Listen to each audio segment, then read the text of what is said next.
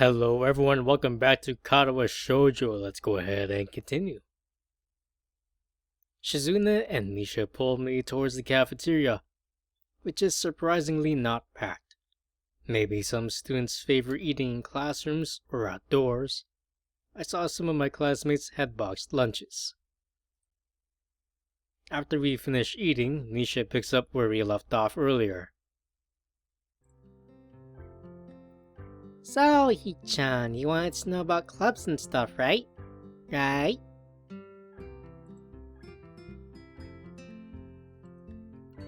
Right, Shicchan. Okay, I guess it makes sense to ask first. Exchanging little nods of confirmation, they turn to face me again and Misha straightens her posture as if she is about to deliver a speech. Shicchan, do you have anything you're really interested in? I used to play soccer, but I'm not really into it. I don't follow the teams and players or anything like that. As of late, I usually just read a lot. There is a book club, right, Shicchan? Right, but it seems like they have all the members they can possibly have right now. Sorry, Shicchan. It's a really popular club.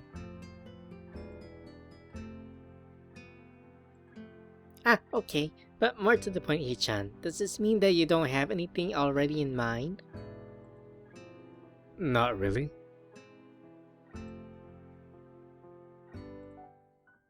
Good, great. That's great, Shicchan. Really great.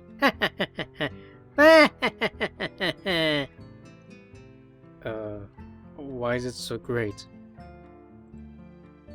No reason.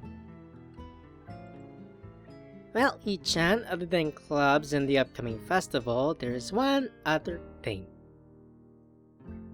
Student council! I see. I didn't know the school had a student council. That was a very melodramatic setup though, just to tell me that. I'm pretty sure the two of them know this because Shizune looks a little embarrassed about it, and Misha is laughing. Shizune quickly retakes control of the discussion in the manner of speaking. After all, it's still Misha who has the voice of whatever she says.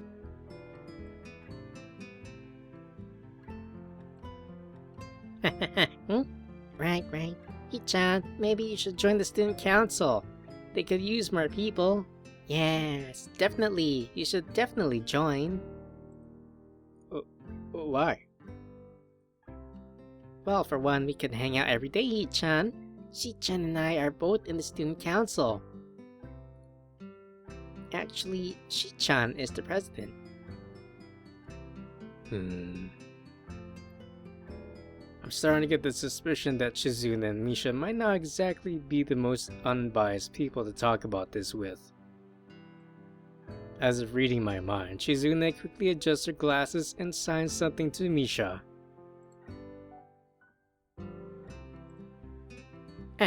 Of course, we're not trying to get you to join just because we would obviously benefit from you joining the student council, and therefore have an incentive to try and get you to. So you're admitting that? No, we admit nothing. I mean, Shicchan, of course it would be nice if you joined and we'd appreciate it. But even without all that, joining the student council shows a healthy interest in the workings of one's school. Yep, it's true, Shicchan. Besides, don't you want to spend time with us after school, Shicchan? I can't tell if she's going to be genuine or this is just really good acting. Both of them seem to be trying hard to look their cutest, although they are already pretty cute to begin with. Well... So it's settled then. Welcome to the student council, Shicchan. What? No. Oh. See, Shicchan, of course they wouldn't go with this so easily.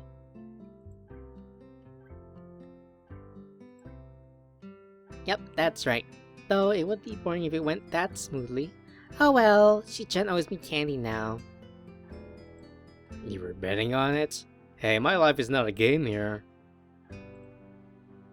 Shizune seems very intrigued by this when Misha signs it to her. The aggressive glint returns to her eyes. That's interesting, Shicchan. Let's play a game. That's not what I said. How about rich man, poor man, Shicchan? If you lose, you have to join the student council. No, absolutely not. Oh, why not? Well, because you two both have the same incentive, and therefore the same goal, which is to get me to join the student council, right?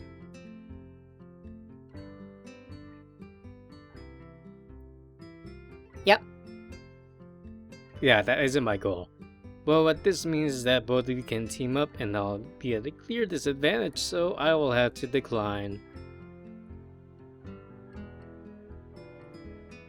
Shicchan, I'm very offended. Are you saying you don't trust us? And they will withhold something so disingenuous? That makes me sad.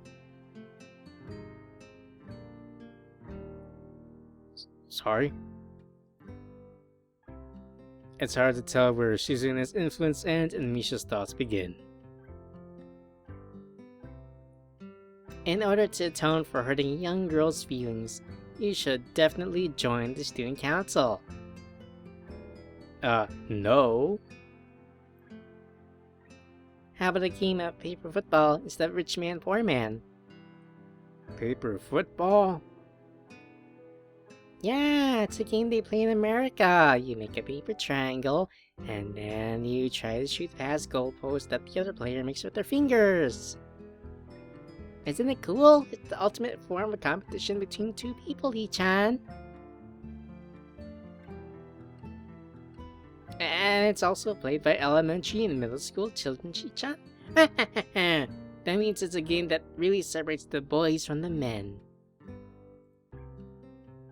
More like the boys from the slightly older boys. Anyway, I'm not going to play that either. Just the fact that you know about it means you're probably surprisingly good at it. Yeah, that's true. How did you know, Shicchan? Shizune frowns at Misha, telling me that she probably wasn't supposed to admit that so readily. I wouldn't say that I'm happy with their attempts to get me into the student council, but I'm a little curious about what this student council does here. I've never been on one before, or even known anybody who was a member, so it interests me. I also kind of like Shizune and Misha, so maybe it wouldn't be so bad. Okay, Shicchan, how about Risk? The game of world domination. I don't know what that is. It's really fun, Shicchan. You fight for control for the world with armies and everything. Sounds like Shizune would be good at it. If you want to play, we can after school. Really, Shicchan? We can play just for fun, Shicchan. Shicchan hasn't played in a long time, so if you want to, there are no strings attached. Well, okay. Okay. Perfect. We'll see you after school in the student council room then, Shicchan. Wait, why there? Because that's where we keep the game. I grimace to tell them how much I do not like this, but it's more for show than anything. So in the end I agree, but only after getting Shizune to acknowledge that I don't mean anything concrete, just by accepting to take a look around and play a game with her. Lunch ends and we go back to class. Hanako, come back! During afternoon classes, the long-haired girl comes back and sits down in her seat without a word. Again, no one seems to notice. Or if they do, no one says anything. I want to ask Misha about it, but I don't want to be nosy.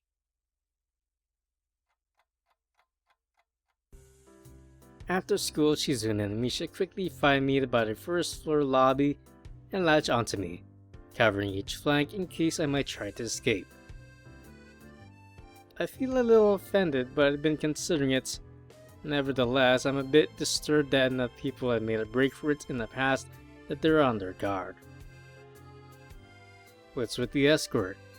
This doesn't make me feel very comfortable. In fact, it makes me feel like a dangerous prisoner being transported to a cell. What's on, Shicchan? That's right, we're just going to go play a game of Risk, remember? I don't know, Misha. This all seems a little sinister to me. I start thinking that when we sit down to play the game, they'll tie me down and torture me until I agree to join the student council. Well, that's highly unlikely, but still. For some reason, it just seems like it would be so plausible.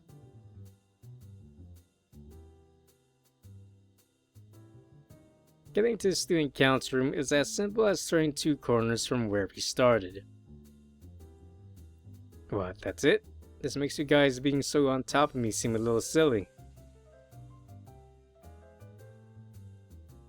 That's not true, Shicchan. Shicchan says that when their life is threatened, people have shown the capability to pull out superhuman bursts of speed.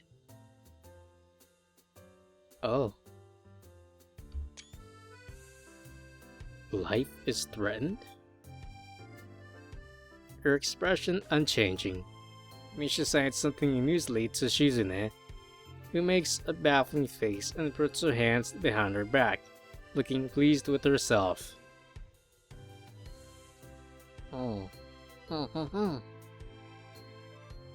Misha feigns deafness and hums cheerily. Stop that, I know you heard me. You have no excuse, unlike Shizune. Shizune opens the door to the student council room. It's a very plain, sparsely decorated room, although it is quite large, maybe even a little larger than a classroom.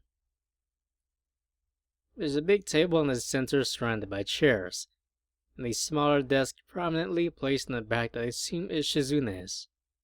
There are a few regular desks and chairs stacked to one side as well. Extras, perhaps. Aside from the tables and chairs, the room doesn't have much else to offer. Just a couple of filing cabinets and bookshelves stacked with old school records and documents. Not much else. In fact, nothing else. This is a pretty bleak room. They could at least put a potted plant in here, or something. But the most noticeable thing that this room doesn't have is other people. Are we early? No.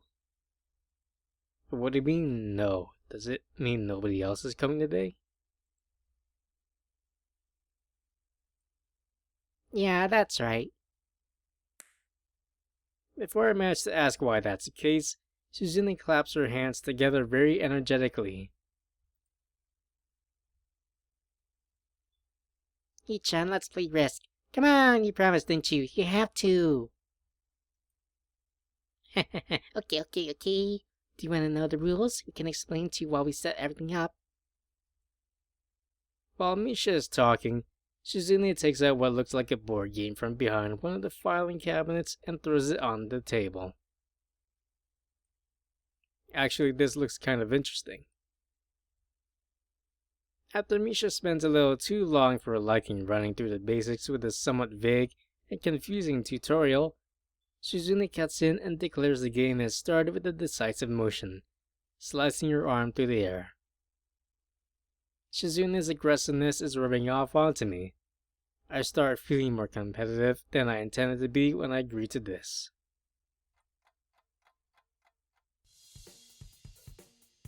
Halfway into the game, while I try to ponder how to defend against Shizune's assault from 2 fronts, she breaks my concentration by drumming her fingers on the table to get my attention.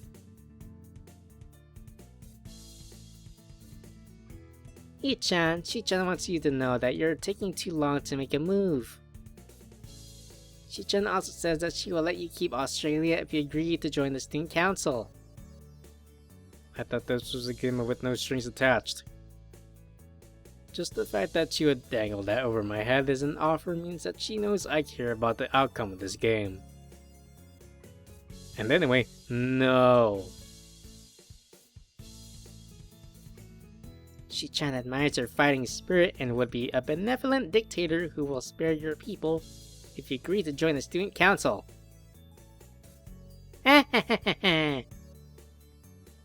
You're so competitive, Shizune.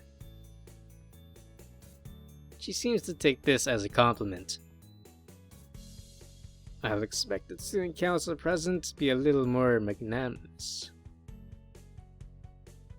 Magnanimous?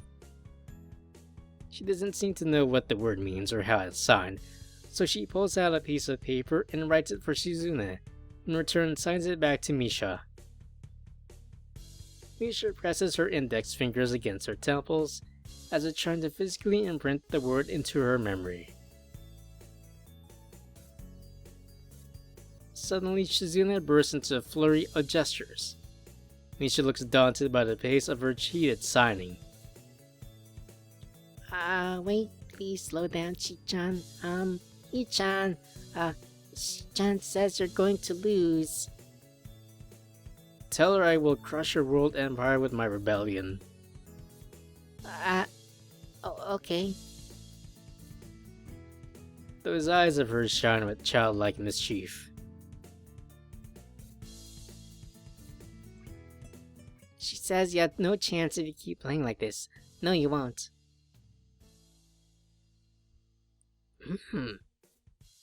What do I do?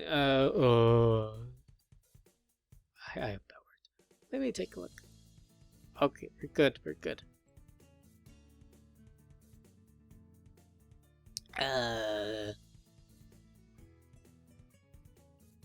I guess I'll play aggressively. She is either really mocking me or trying to trick me. I have nothing else to lose though, so I might as well try something different. Maybe if I spread out my forces and try to control more territories, I can recoup the advantage. Shizune seems to focus on conquering whole nations, so maybe I can sacrifice my hold on continents to gain more small countries. It's worth a shot. A few turns later, I end up losing the game anyway. Shizune adjusts her glasses victoriously and allows herself to tentatively pump a fist in the air in celebration. I win, yay! There's no need to translate that, it was pretty clear. Don't look so sad, Shicchan. You're really giving it your best. That's what I thought. Sometimes your best just isn't good enough, though. If anyone knows that, it's me. You did very well for someone who just learned how to play today. Shicchan, you attacked Iceland and North America at the same time. That's a very daring move. Shicchan is impressed. The mark of great people is that they are daring, and that they can follow through. You're already halfway there. Isn't that great, Shicchan? That isn't enough though. Just potential isn't enough. There is no point to potential if you don't take the first step. And there is no point to that if you don't keep going. I want to see more. You're right, Shicchan, but that's so demanding.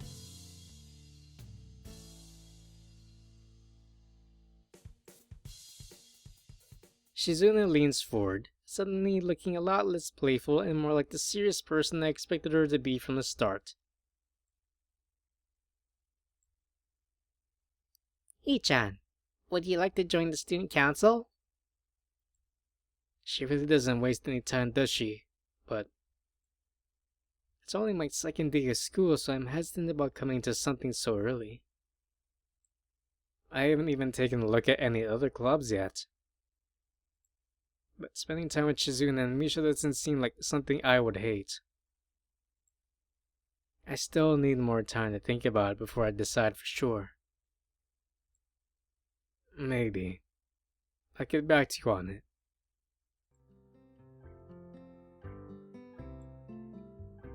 Okay, Shicchan, but I hope you're not just saying that so we don't feel bad. No, really. Really? Shicchan, if you're going to say that, you're saying that it is definitely the truth, and there can't be any mistaking it. I know. I guess I should have my revenge for losing at the very least. Shizune smiles at that in a mischievous way that feels like twisting the knife in the wound of my loss.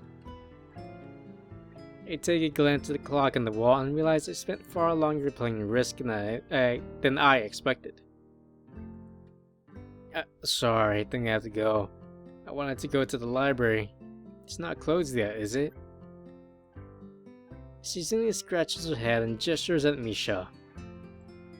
How hard can it be to determine whether the library is open? There's a clock right there on the wall. It should be, unless the librarian is absent. I think you're right, Shicchan. We think the library is open. It's on the second floor, can't miss it. Do you want us to show you where it is? No thanks, it's okay. See you tomorrow.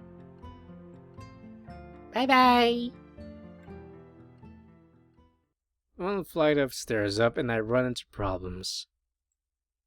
The second floor hallway is a carbon copy of the third floor one.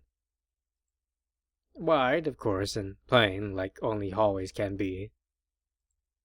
The problem is that the library's whereabouts are not as easily determined as one would think.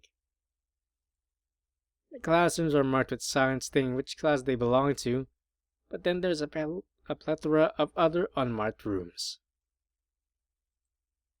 Is the library one of them, or is it just somewhere down the hallway? I get on the ladder and choose my direction at random. After I turn around the corner, an unmarked door draws my attention because it's not closed. It's not open either, though. Just barely ajar so that I can see it's open and nothing else. It would make sense for the library door to be invitingly open, and while this one is not quite that, it's good enough. At the very least, it means that someone is inside, and I can ask for directions no matter how embarrassing that is. I gingerly push on the sensor of the door with my fingertips, every muscle in my arm ready to pull back at a moment's notice. The feeling of being an outsider to this school can't be shaken from my mind, so much that I instinctively fear doing something wrong by entering. The door slowly creaks as if growing from a deep sleep, though it is much easier to open than I anticipated. Leaning over and poking my head ever further inside to gain sight of the room as fast as possible, the meek "hello" on my lips is quickly snatched away. Oh, hello, Lily. Did I make a wrong turn?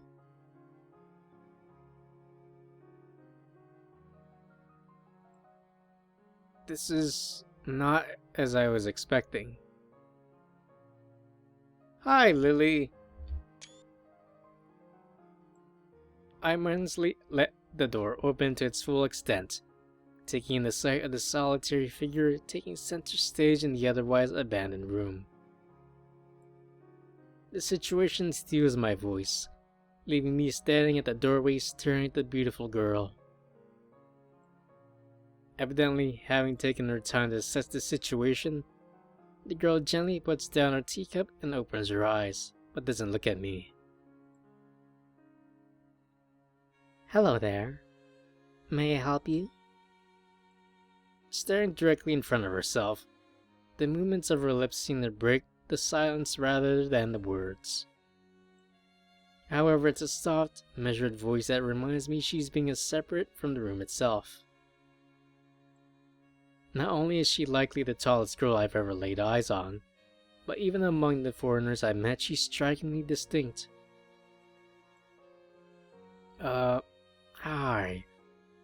Sorry for intruding, I was just kind of lost. She takes a moment to formulate a response before speaking. Every action she takes feels as if it's carefully choreographed beforehand. Care to take a seat? Unexpected, considering that I'm intruding upon her. Thanks. I slowly step towards the under seat opposite of her, the girl resting a teacup and saucer on the wooden table in between. The way she doesn't track my movements with her head is telling. That, and a slight cloudiness to her eyes means she must be at least partially blind, like Kenji. Come to think of it, her voice doesn't have any detectable accent either. I guess she must be half Japanese. As I take my seat, her composure takes me slightly off guard. Her relaxed confidence makes the silence entirely comfortable. The calming atmosphere is so very different from the student council office. I take it you're a new student to Yamaku. Yeah, I just transferred in yesterday. I get the distinct feeling my speech patterns don't match the formality of hers, accentuated by her restrained bow greeting. One which I hasten to match, before realizing the futility of the action. I'm Lily Sato. Pleased to meet you. Hi, Lily. Hisao Nakai. She gives a nod before gesturing roughly in the direction of her teacup. Would you care for a drink? Sure. As much as it pains me, I can't keep step with her formality in the proceedings. She gives a kind nod, taking the request in stride. Without another word, she steps out the chair and prepares a second cup of tea from a collection of supplies laid out along a shelf. A brush here, a brush there, her left hand often lightly touching the side of whichever container she's pouring into. It seems to be a process she's followed dozens of times before. As I lean sideways to see around her back, she seems to use her long, dainty finger to measure the right amount of water in the cup. It's one thing to see the different disabilities the students in my class have, but it's quite another to see how everyone seems to adapt. Shizune and Misha have no problem working together to communicate to me, and Lily herself seems to have workarounds for problems I'd never thought of. While I feel slightly guilty about her doing the work, she seems pleased to be following the correct process of the offerer preparing the drink. So, Her soft voice brings me out of my silent observance. which room were you looking for? It's not often this classroom is visited after school. The school library. Shizune and some classmates told me it was on this floor. She finishes pouring water into the teacup as she nods, a small metallic tapping coming from the teacup indicating it had been stirred. I'm aware of Miss Hakamichi, as are most students. To be with them means you're in class 3-3, no? That's right, in the science room with Muto. She gives a small giggle before setting down a teaspoon and slowly walking towards the table, teacup and saucer in hand. He's quite the character. I imagine you'll come to like him. Most do. And this is where I will unfortunately stop for the day. But if you're enjoying this video, please leave a like, comment what you think so far. And if you want to watch more of this, please check the playlist down below. If you want to watch other visual novels, please check the channel down below. Anyways, thank you, and take care.